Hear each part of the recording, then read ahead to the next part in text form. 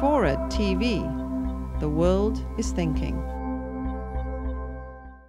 Input sensor. I think the Wii is very cool in a number of directions. You know, one of the big problems we've had in games is the asymmetry between the output. When you look at the amount of data coming out of the monitor and the speakers, it's tremendous compared to the input, which is typically via, you know, a mouse or joystick or keyboard.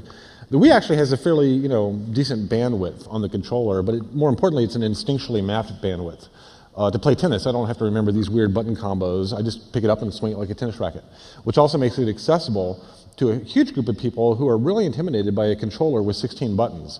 And so we basically left a huge amount of our potential audience in the dust without realizing that we're kind of complexifying the threshold to get into a game, even for the first 2 minutes.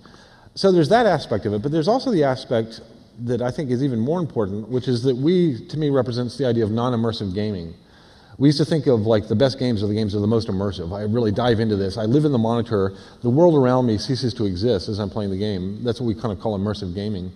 When you think about the Wii, and you're sitting in a room with your friends playing the Wii, most of the entertainment is not happening on the screen. It's watching your friend, act like a goofus swinging the thing around, maybe throwing it through the TV set.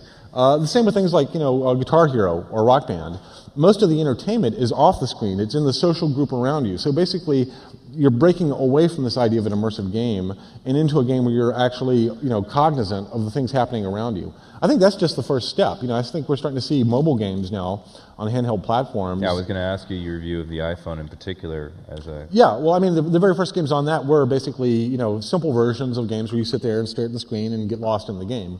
I think we're starting to see more and more games where, where you are matters. And, this is going to, I think, eventually get toward the idea of augmented reality, where the world around you is now the playfield for the game. You can map things on top of that world, play games, but again, it's the intersection of the real world and the virtual world that gets really interesting compared to me just sitting there playing a little game, on the subway.